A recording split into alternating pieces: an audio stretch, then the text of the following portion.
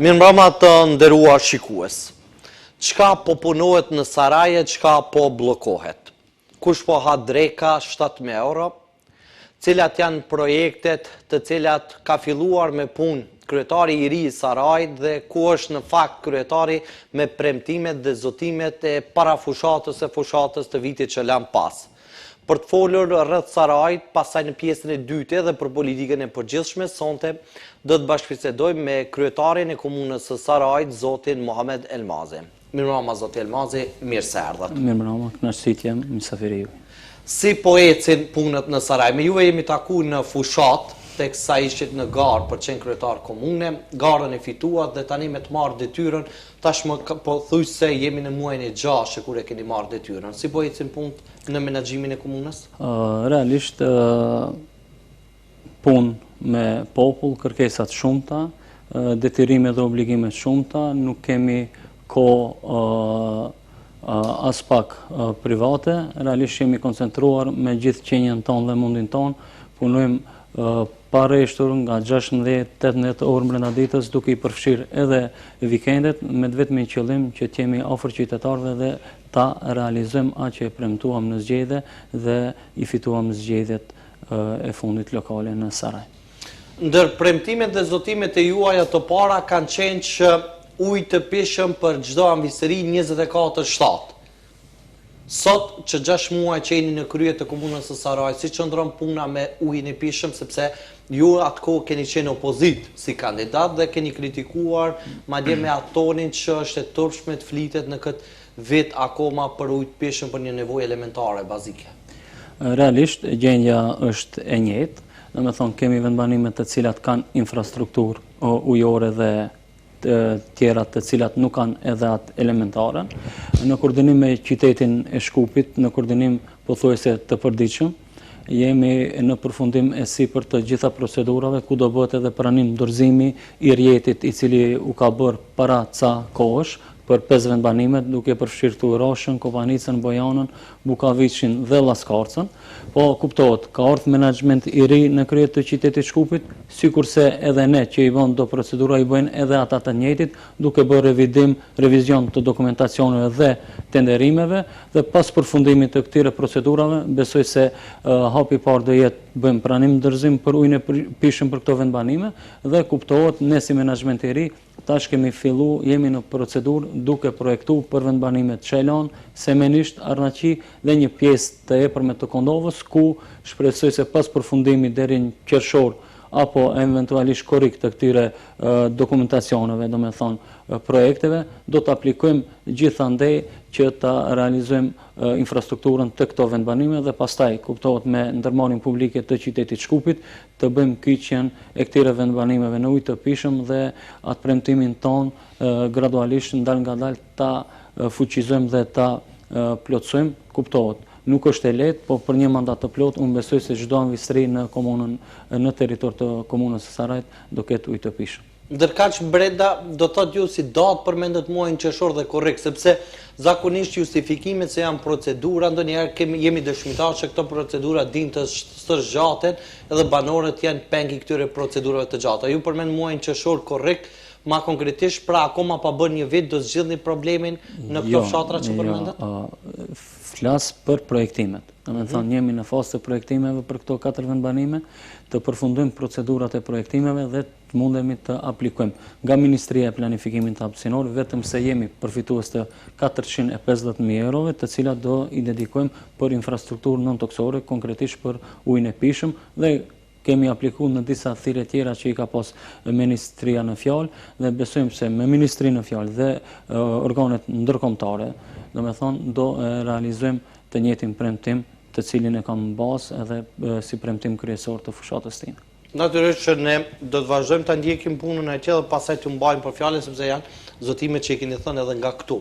Kur jemi tek infrastruktura dhe tek premtimet e juaja të fushatës së Tetorit të vitit që lan pas, mesjerash keni përmend që rruga Dardania apo e njohur si rruga 20 atje do të lidhet, pra do të qëndrohet në bulevard dhe çështjen e asaj keni premtuar që do të hapni edhe rrugë alternative me fshatin Llokn, me fshatin Gërçeç e pasaj Krushopek, Kondov dhe Shishov, duke i lidhur këto fshatra dhe me unazën e qytetit. Mes tjerash ka pasur edhe pyetje prej qytetarëve të Sarajit përsa i përket ndërtimit të urës në fshatin Llok.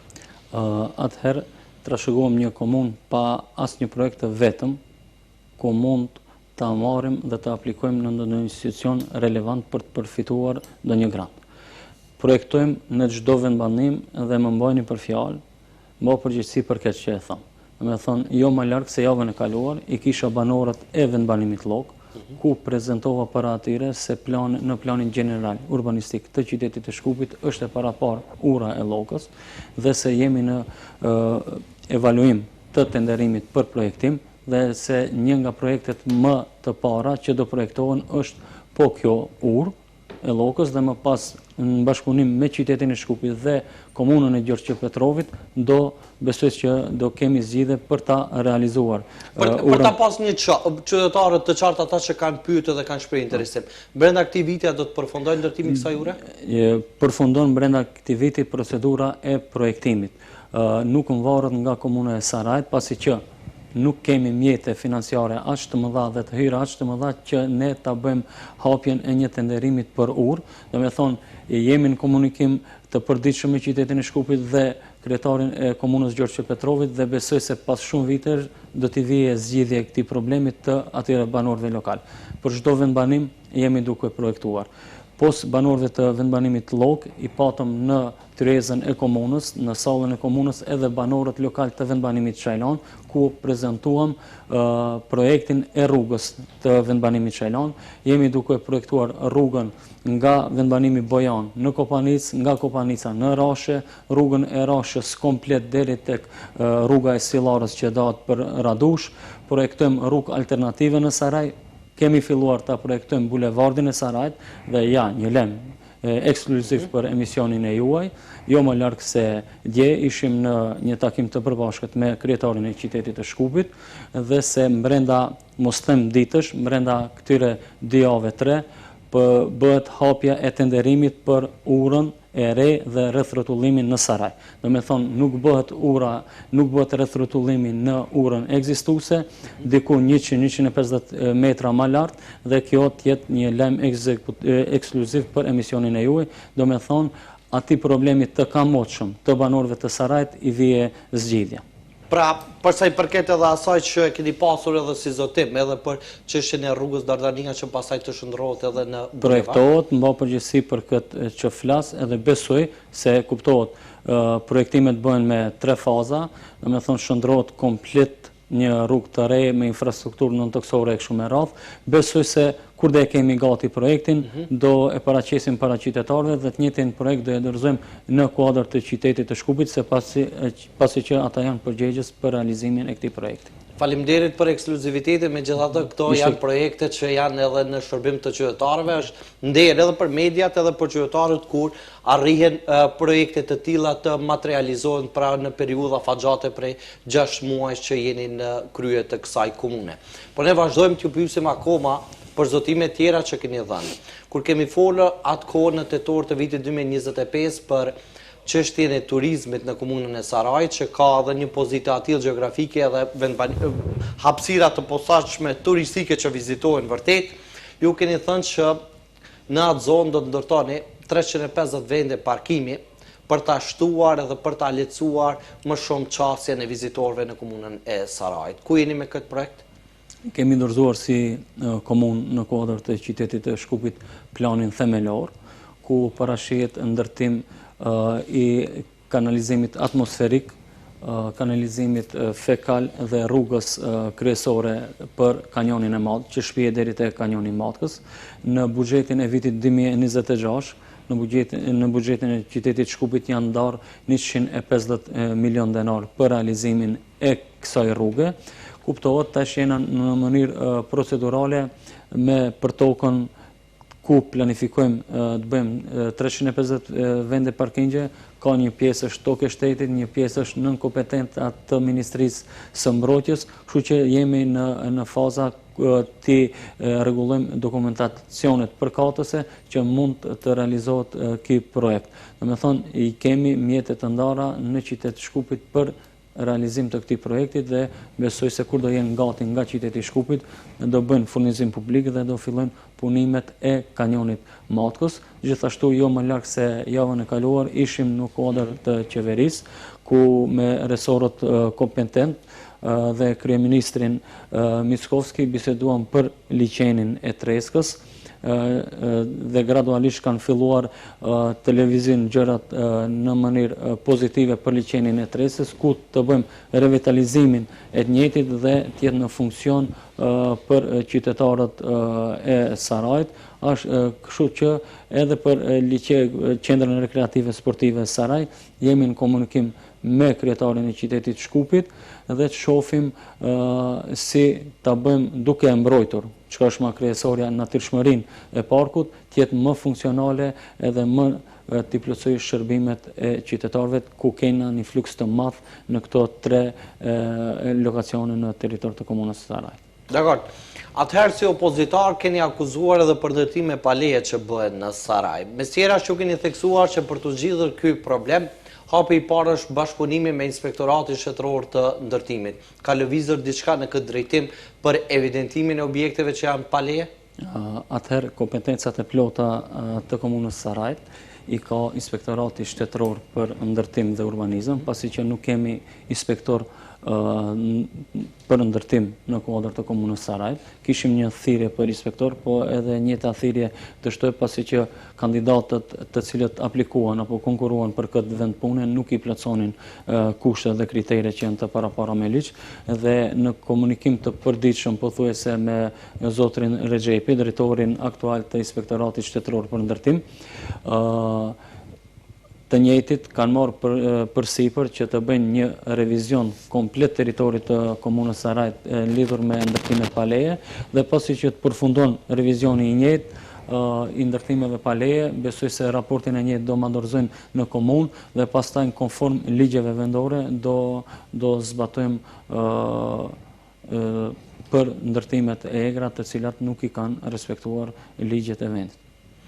Mirë, mesjerash jeni zotuar që të bëni edhe menaxhim të vetbanimeve, duke bashkëpunuar edhe me qytetin e Shkupit për të ofruar çësje më të lehtë për nxënësit e punëtorët. Ku jeni me këtë çështje? Tu kena një problem pak më serios sa i përket ndërmarrjes për transport publik në kuadër të qytetit të Shkupit. E njëjta nga Ministria e Transportit besoj se do furnizohet me autobus modern, edhe me drejtorin aktual të ndërmarrjes në fjalë dhe me kryetarin e qytetit kena pasur 3 takime deri më tani për këto 5 muaj sa është i njëjti kryetar i qytetit dhe do fusim edhe 1 apo 2 linja të reja në përdorim, por kuptohet, tash ballafaqohemi me probleme të shumta dhe këtu qyteti i Shkupit çalon dhe ka probleme më të mëdha se të gjithë drejtoritë në drejtorinë e transportit publik, po me theks të veçantë u kemi vu vendbanime më të larta, vendbanimit Kopanic, Bojan, ku kërkesë e banorëve lokal është që autobusat që qarkullojnë ande të jenë edhe 1 katësh, pasi që nuk mund të kalojnë në kalim atje në këto vendbanime dhe detyrohen punonjësit dhe nxënësit apo studentët të thënë për disa kilometra në mënyrë duke ecur, po në këmbë, edhe për vendbanimin Radush.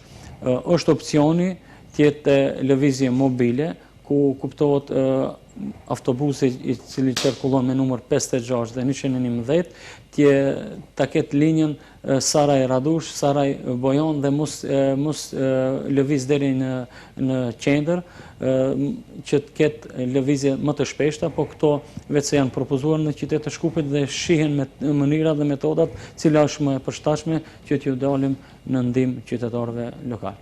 A jeni prioritet i qytetit të Shkupit, sepse shihet që keni shumë kërkesa, keni adresuar tek qyteti i Shkupit? Kena shumë kërkesa te qyteti i Shkupit, dhe me thonë mbaj përgjegjësi për atë që e flas.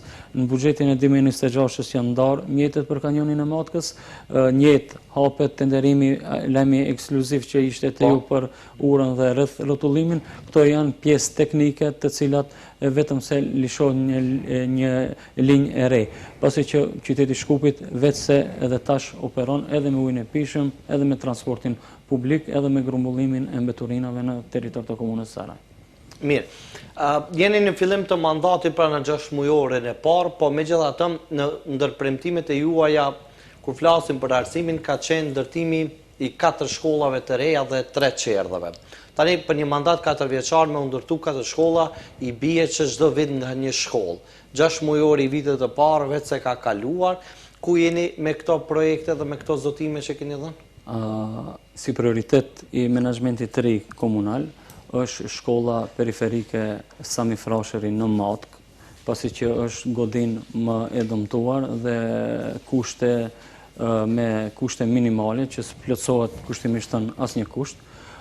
U ka projektuar faza e parë dhe faza e dytë e shkollës fillore, është në përfundim e sipër projektit, domethënë bëhet edhe faza e tretë, në bashkëpunim me Fondacionin për Kulturë dhe Arsim, Albis, jemi të gatshëm që pas përfundimit të projektit të kësaj shkolle, të bëhet edhe realizimi dhe unë jam i bindur dhe shpresoj shumë që vitin e ardhshëm shkollor këta në zonës do ta fillojnë në godin të re.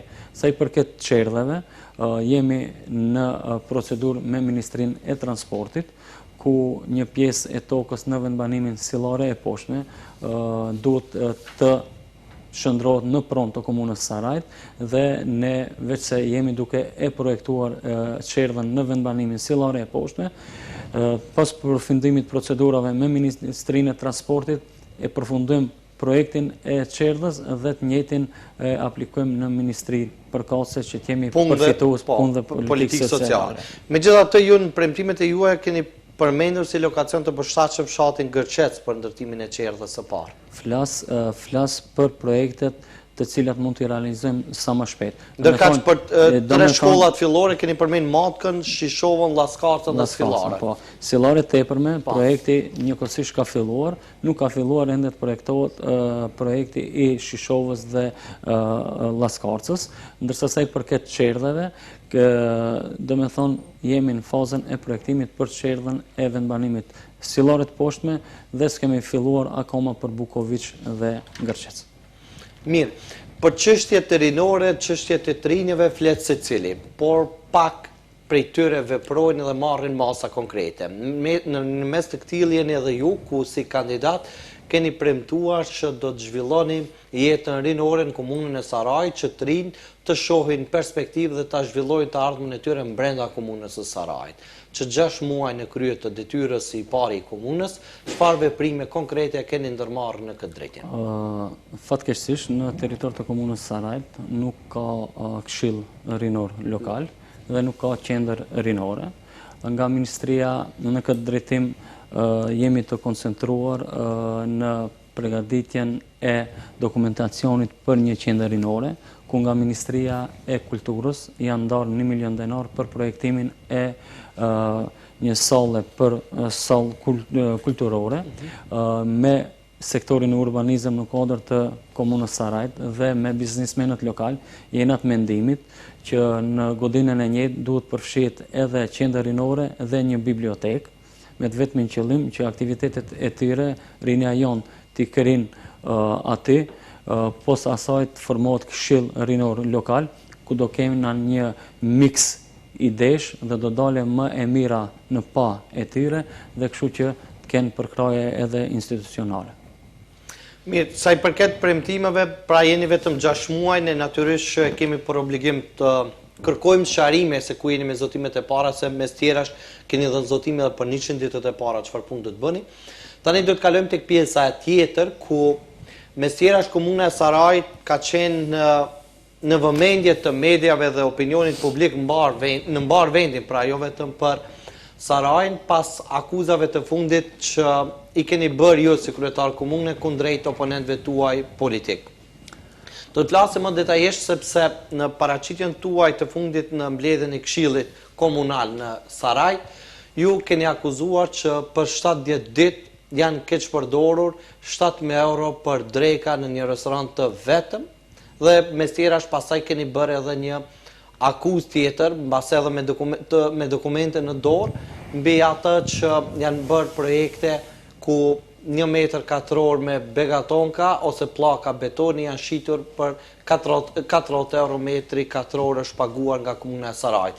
Na informoni detajisht për këto akuza që keni ngritur. Ashtu siç e thatë edhe ju, në mbledhjen e fundit apo seancën e fundit të Kuvendit Komunal, ishin këto prononcime të mia publike.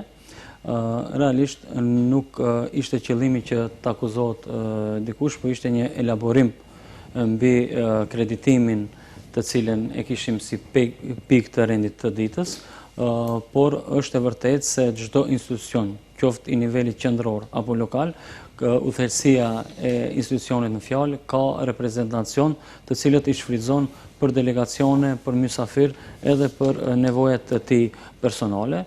Në buxhetin, edhe në buxhetet paraprake, edhe në buxhetin aktual të Komunës Sarajit janë parapar për reprezentacion dikund 200-300.000 denar vjetore, dhe këtu kemi shkelje të atij buxheti dhe asaj norme, pasi që është e vërtet nga 25 korrik deri 13 tetor na kanë arritur fatura nga një restorant lokal në vlerë prej 445.000 denar, të cilin e kishit frekuentuar edhe ju më herët, po të njëjtin restorant. Po, është e vërtetë se ajo është restorant lokal dhe unë sot e kësaj dite shkoj me shoqëri edhe për bisedë të lirë edhe për punë, në rast se duhet të takojmë ndonjë në atë hapësirë lokal, në atë restorant.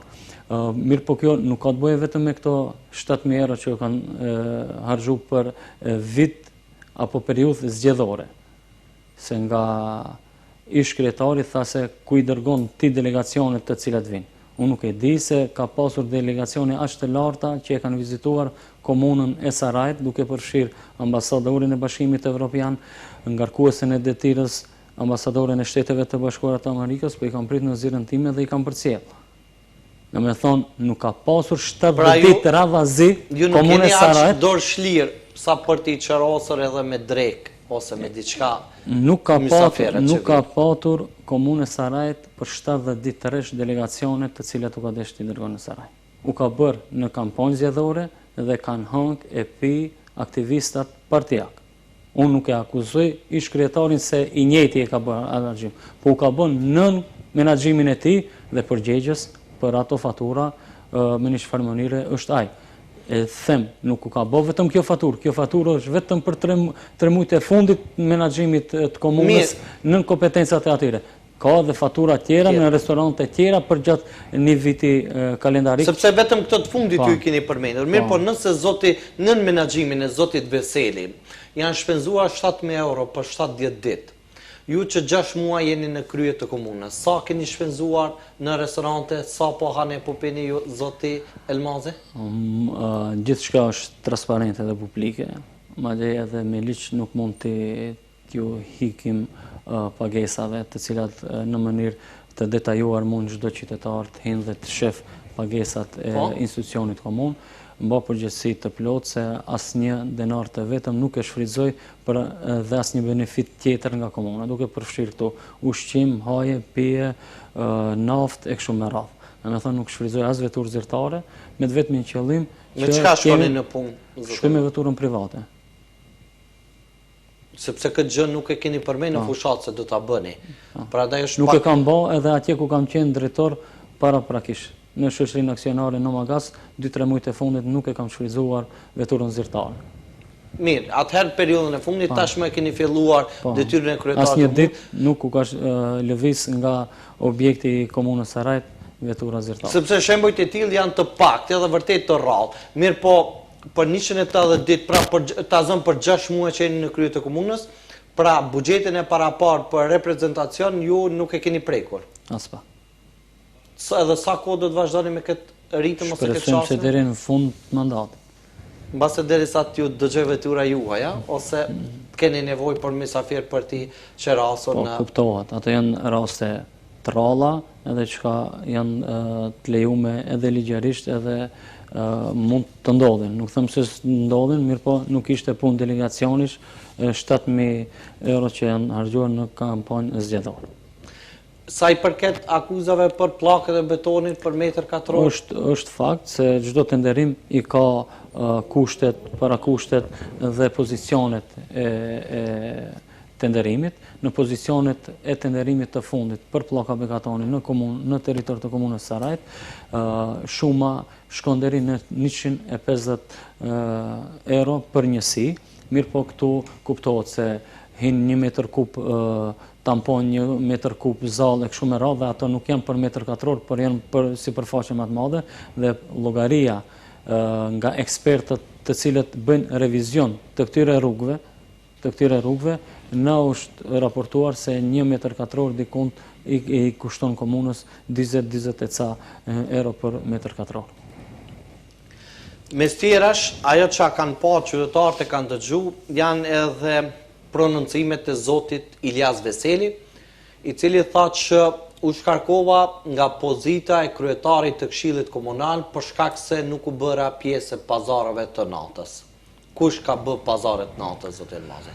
Aleanca Kombëtare për Integrim në zgjedhjet e fundit ishte me një këshilltar më shumë se koalicioni Vlen, dhe kishin shumicë në Këshillin Komunal. Si rrjedhoj e asoj shumice, ne jemi dëshmitar dhe opinioni i gjerë është dëshmitar se kishte blokada të Këshillit Komunal për X çështje, ku më pas erdhi deri tek ajo ku një pjesë e punonjësve në ndërmarrjet komunale nuk mundën të marrin edhe pagat e tyre, shkaku që nuk u votua plani financiar e kështu me radhë. Është demokratike, është normale që një udhëheqës ta ketë këshillin ta bëj për vete. Edhe në qoftë se me zotrin Sulejmani kam një marrëveshje politike, nuk do të thotë se kemi pazaret të natës. Zotrin Sulejmani dhe çdo tjetër do mundohem ta takoj, që kjo shumicë të forcohet edhe në të ardhmen. Me zotrin Sulejmani jam takuar disa herë. Këshilltari i cili nuk ka aderuar në Vlen, po funksion si i pavarur, është këshilltar i Aleancës për Shqiptar Krahuj Zedin Selës dhe nuk u ka bërë pjesëtar i koalicionit Vlen.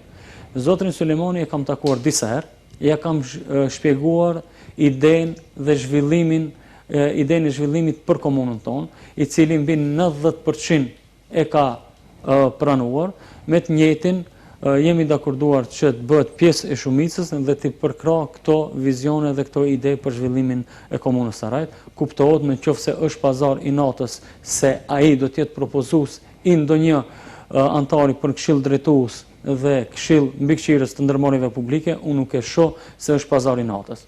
Zotria në fjalë, i cili akuzon për pazar e natë, është mirë që ta pyetni ku ka qenë me 18 qershor, në cilën godinë të godinave të komunave opozitare aso kohë që i ka udhëhequr Vleni.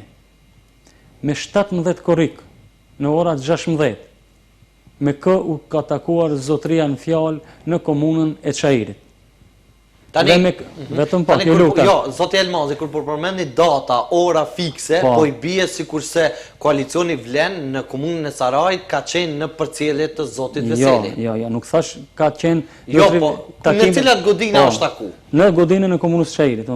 Me kë është taku, me zotin Mexhidi? Pyetja zotrin Ilyas Veseli. Po duket që edhe ju e keni këtë informacion. Jo, pastaj një takim të radhës, unë kam qenë prezent edhe ka fotografi me mu dhe me zotrin Mexhiti për të aderu në lëvizjen demokratike. Tani këto janë akuza politike, zotë Elmazi, derisa s'ka dëshmi. Me kë u takua zotri Veseli në Ferizajn në restorant Bujana.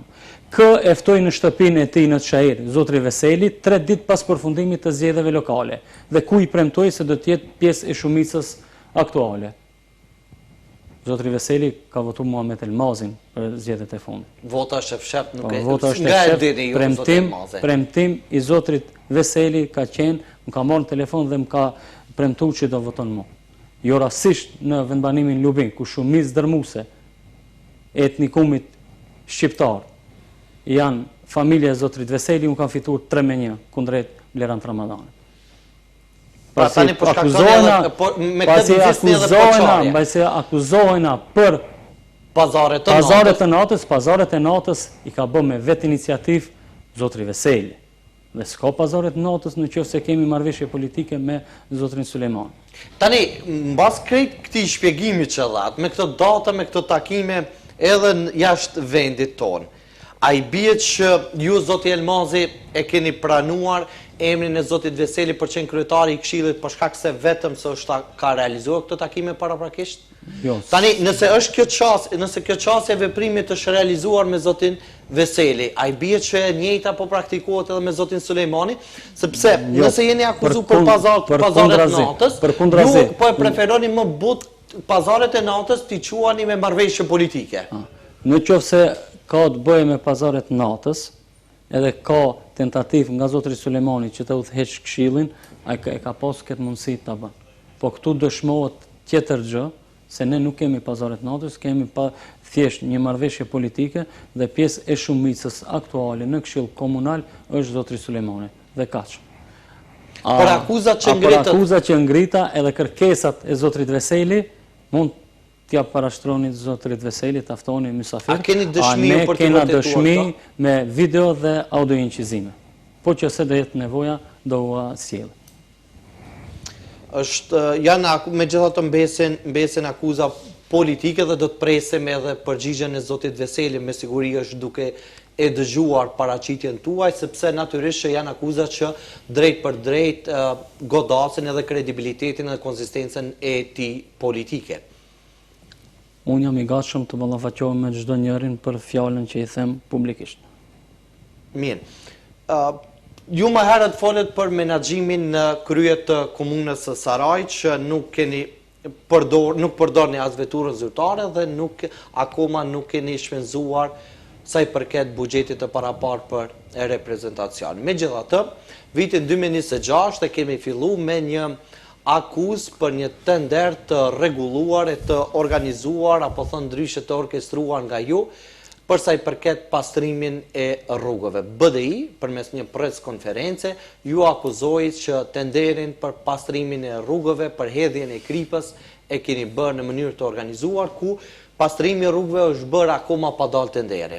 Si qëndron e vërteta për këtë çështje? E vërteta është krejtësisht ndryshe. Unë qëllimisht nuk ju kam replikuar aso kohë preskonferencës Bashkimit Demokratik për Integrim. Dhe me thonë, kemi dëshmi të cilat besoj se sot i kam edhe me vete. Ja. Bëhet fjalë për një kërkesë për huazim të kripës industriale nga ndërmarrja komunale Saraj. Po, nëse mundet kamera ta fokusoje.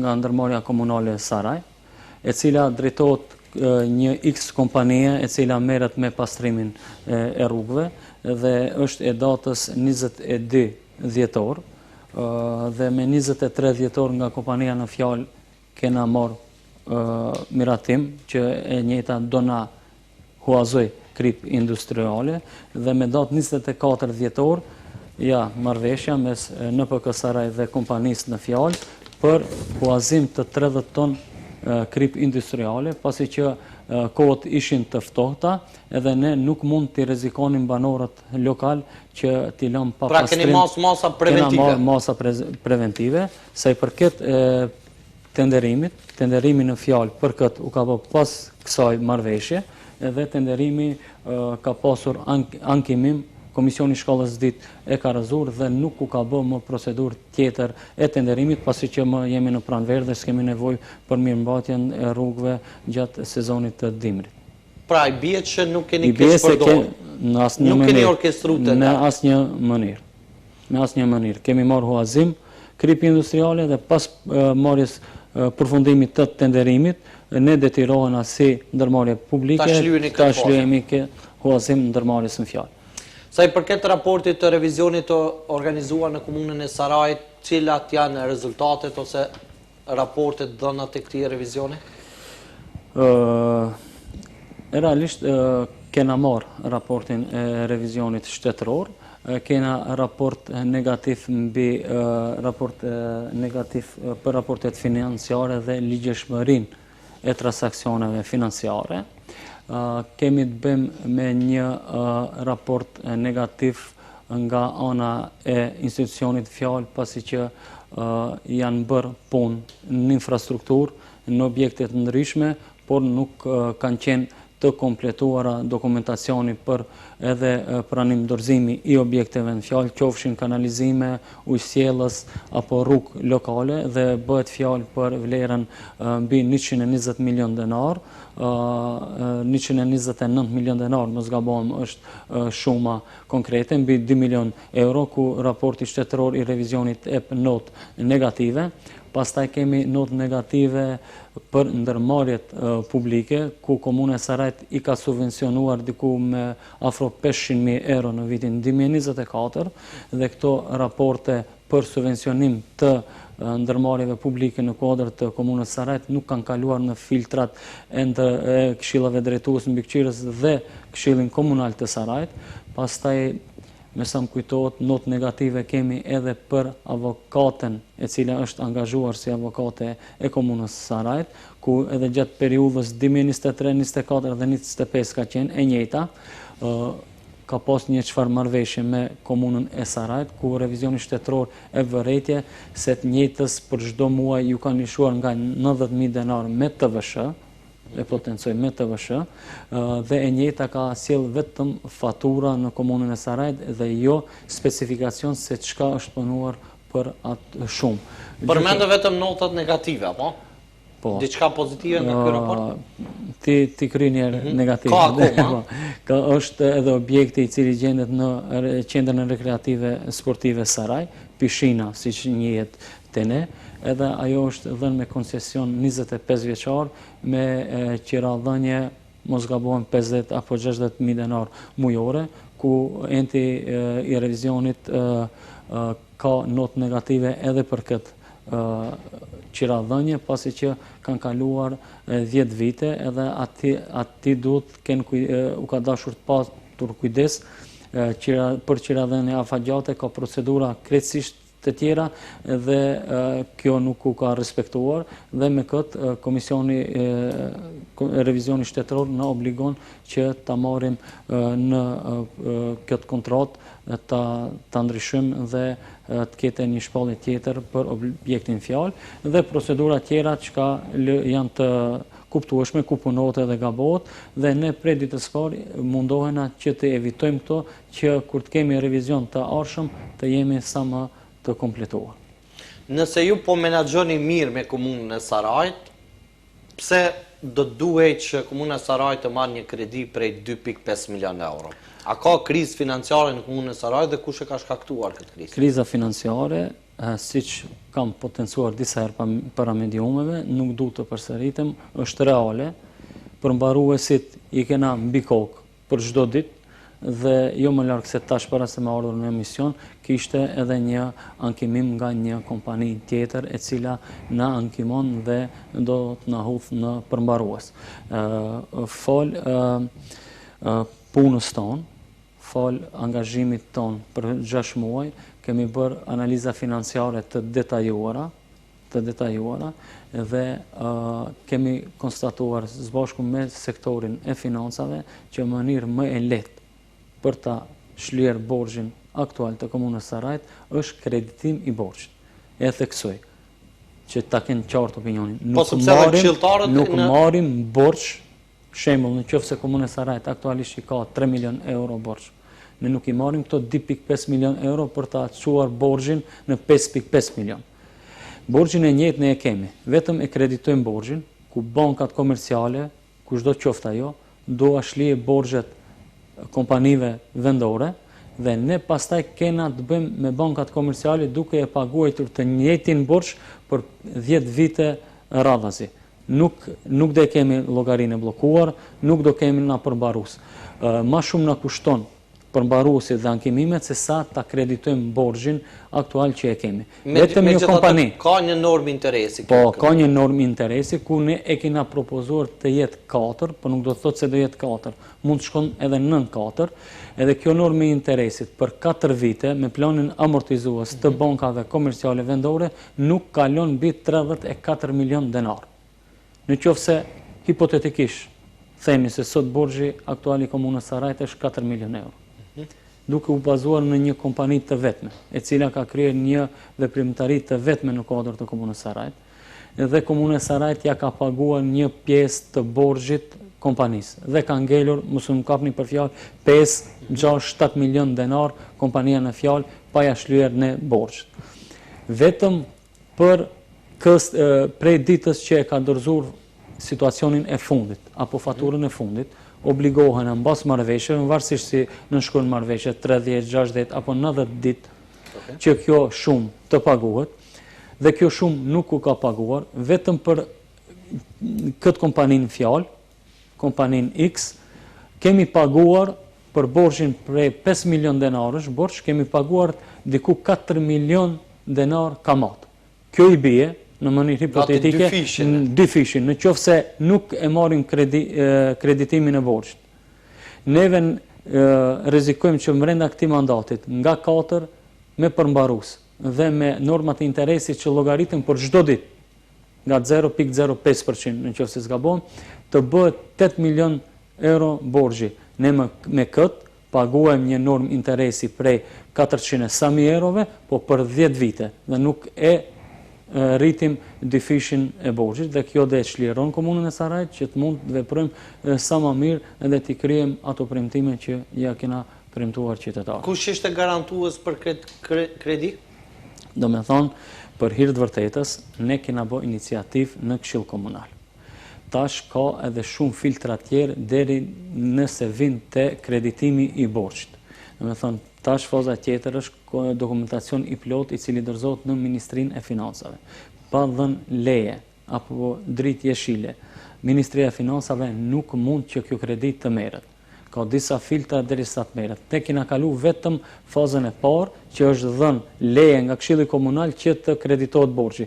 Nuk u ka marrë kredia në fjalë që pra nuk ka ndonjë vendim final. Nuk ka vendim final, kjo mund të zgjasë me muaj dhe propaganda ditore për politikë ditore, qytetarët duhet i dinë dhe të njëjtit janë në dijeni se nuk u ka marrë kredia, po ka kalu vetëm iniciativa për të marrë. Për vetëm në arsye pra për mos leju që ky borxh të shkëlqohet si pasojë. Po. Dakor. Tani kalojmë në pjesën tjetër të diskutimit. Ju jeni dëshmitar, duke që keni raporte të mira me kryetarin e Çajirit. Me tjera një kontratë për 60.000 denarësh u bë buj në nivel vendi për kandidatin që humbi zgjedhjen në komunën e Bërvenisë, zotin Haqim Ramadani. Një kontratë të tilla do të kishit pranuar ju ta nënshkruanin nga komuna e Sarajt, ta zëm shembull hipotetik, edhe zoti Sadiku në komunën e Studeniçanit ka humbur zgjedhjet. Pse nuk e shpërblyet edhe ju me një, ose të paktë shpërblyet jo, po nuk e angazhuat me një kontratë të këtill, duke marrë edhe përvojën shumë fish më të madhe të Azem Sadikut në krahasim me Haqim Ramadanin. Zotrin Ramadani e kam mik dhe një ndër vite, sidomos këto 3 vitet e fundit nga dalja jonë si grupi zjarrit e Këndej. Zotri Ramadani ka përvojë institucionale, mos gabohem, mandatin e fundit sa ka qenë pjesë e komunës së Bërvenicës, ka qenë edhe sekretar i komunës njëjtë. Pas marrjes së qeverisë nga ana e Vlenit, pjesë e qeverisë, ka udhëheq edhe një institucion qendror. I njëjti është i pajisur me gjitha licencat për financa, kontabilitet dhe furnizime publike, dhe i njëjti është i angazhuar në kuadër të komunës Sarajt, Çajirit më falni, si kisha thënë lirisht ekspert apo ndihmës i kësaj lëmie, dhe i njëjti frekuenton çdo ditë nga Bërvenica në Çajir dhe shkon në vend të punës. Të paktën kështu i kam informacionet e mia. Mirë. Për sa i përket fushatës tuaj, po i referohemi sërish tetorit të vitit 2025, ju kemi parë në takimet të shpeshta me studentët e me të rinjt, edhe gjatë fushatës, po edhe pas fushatës në fillim. Kur studentët protestuan për një të drejtë bazike elementare për provimin e jurisprudencës, pse nuk ishit në këtë protest ju, zot Elmozi? Ka pasur prononcime mediatike nga qendra Vlen, nga presidenca Vlen, dhe ne si Vlen i kena mbështetur, mande është e drejtë e çdo qytetari, këtë rast e studentëve, e drejtë kushtetuese për protesta, duke ngritur zërin e tyre, dhe ne i kena mbështetur në çdo paraqitje tonë, qoftë publike apo me shkrim në për media, po nuk kena dash na tjena prezent fizikisht, s'paku unë, dhe ish funksionarët e sistemit të cilët ishin prezent për ta devalvu këtë pasërti, qiltërsi të studentëve tonë, të cilët kërkojnë një të drejtë të tyre që provimin e jurisprudencës ta japin në gjuhën amtare të tyre. Sepse çështja është kur ju duhen juve studentët e të rinj, ata solidarizohen me juve, janë afër jush. Kur ju duheni, pra duket që i lini të vetëm. Jo, në asnjë mënyrë i kena mbështetur me çdo formë dhe kena qenë për krasit e tyre. Mandej, sa për informacion të cilin besoj se e posedoni, janë formuar grupe pune, ku punohen për ta zgjidhur këtë problem, sikur se kanë zgjedhur problemet të cilat i ka trashëguar kjo qeveri, edhe kanë pasur mundësi 5 ministra nga Bashkimi Demokratik për Integrim dhe zotri Lloga si ministri i 6 i atij koalicionit ta zgjidh problemin e jurisprudencës. Tash janë formuar grupe pune dhe besoj sikur çdo problematik që për 20 muaj që u ka zgjedh, do zgjidhet edhe problematika e jurisprudencës dhe studentët tonë në të ardhmen do ta japin këtë provim në gjuhën shqipe. Po, për njërin prej atyre ish ministrave të drejtësisë ju keni qenë edhe bashkëpartiak edhe jeni bashkëvetas. Nuk e mohoj të kaluarën time në asnjë segment. Dakor. Çështja tjetër që është shumë e rëndësishme për komunat dhe pushtetin lokal është një vendim i njëjtë shtetëror për statistika, ku në vitin 2031 do të përjashtojë diasporën nga procesi i regjistrimit. Sa do të jetë kjo problematike për komunën e Sarajit? Fillimisht nuk ka një vendim të tillë. Drejtori i njëjtë shtetëror për statistika ka komentuar këtë publikisht ka thënë. Drejtori për entit e ka dhënë një propozim, nuk është kjo vendim, se propozimin e japim gjatë ditës shumë, po realizimi do shifet në fund të ditës. Është një propozim, një ide e tij, që nuk është vendim i plotfuqishëm.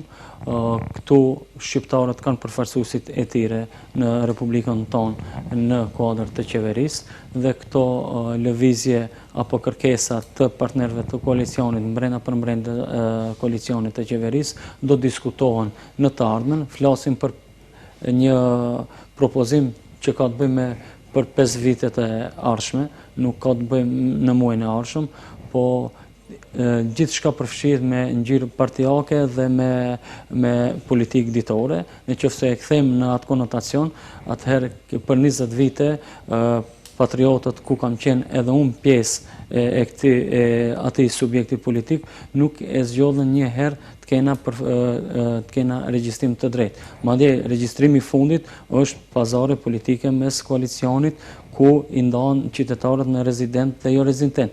Mandej, nëse kishte qenë aq, si ta them, breng kombëtare e këtyre që sot akuzojnë, atëherë pse ka implikime financiare dhe pse ka akuza financiare të cilat kanë bënë po me regjistrimin e fundit, të cilat mjete janë nda për regjistrimin e popullatës dhe eksponent apo përkrahas të Bashkimit Demokratik për Integrim janë duke u hetuar për këtë rast. Dakor, mirë, po ne fares po merremi me brengën e opozitës. Ne po merremi me një vendim i cili pritet për atë vit nga Njëjtë shtetëror për statistika dhe sa do të jetë problematike për juve, po. E theksova se është propozim dhe ka kush ju del shqiptarëve zot në kuadër të qeverisë dhe kjo nuk besoj se do jetë vendimarrëse në rast hipotetik flasim se kjo do merret dhe do jetë vendimi i tillë, kuptohet se ne kena shumë nga banorët tonë lokal të cilët janë jashtë vendit, janë në mërgat, edhe kjo do jetë një problematik në vete, po jo duke u kthyer mbrapa në regjistrimin e fundit, kena vendbanime që kemi 4.000 votues, ndërsa kemi 16 banor në regjistrimin e fundit. Pse u bë kjo? Do me thonë, ka pas lëshime edhe në të kaluarën. Mirë po dhe ata 4.000 banor që janë zoti Elmazi, edhe ata kanë shtëpitë e tyre. Kanë shtëpitë e tyre dhe janë votues dhe jetojnë dhe bashkëveprojnë për çdo ditë. Sigurisht. Në zgjedhjet e fundit, në regjistrimin e fundit janë regjistruar në një vend të komunës Sarajit vetëm 16 banor. Pse janë bërë këto lëshime? Ndoshta janë lëshime të qëllimshme. Hipotetikisht flasim, kështu që jemi këtu do punojmë dhe bëjmë më të mirën që kur të vinë regjistrimi i arshëm të jetë sa më i kompletuar. Jemi në minutat e fundit, zoti Elmazi, prandaj po e mbyllim këtë diskutim me atë që si po ecin punët për organizimin e kongresit të 9 majit, ku koalicioni Vlen më së fundi po arrin të shkrihet në një subjekt të vetëm, dhe ju, krahas asaj që jeni kryetar komune, a do të merrni ndonjë pozicionim në subjektin e ri Vlen? Vlen po bëhet, është një realitet që i ndodh kampusit shqiptar në Republikën e Maqedonisë së Veriut. Më 9 maj do t'i kemi gjitha detajet.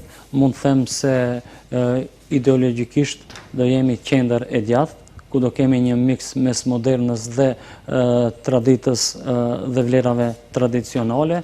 Pak e rëndësishme është emri përveçëm i Muhamet Elmazit, a është pjesë e kryesisë së Vlenit apo jo, me rëndësi që shqiptarët në zgjedhjet... Pak e rëndësishme po thoni këtu, po a thoni ngjashëm edhe në mbledhje? Ngjashëm them edhe nuk e diskutoj që të jem pjesë e kryesisë. Me rëndësi është që shqiptarët në zgjedhjet e ardhshme parlamentare dhe lokale do zgjedhin mes dy bloqeve dhe vota e shqiptarëve nuk do në përkombet edhe nuk do të jetë e pavlerë.